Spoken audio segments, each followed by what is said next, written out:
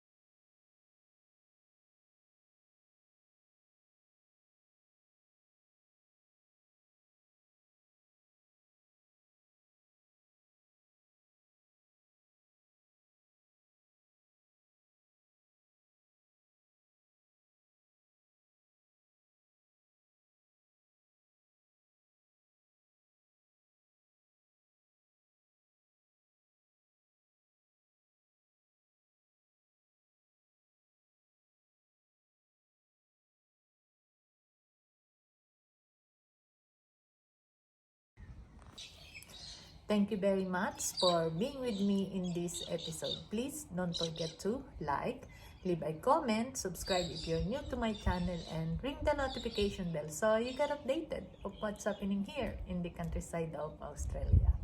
By the way, this is your happy gardener, Merlinda Casato. Thank you very much. Bye-bye.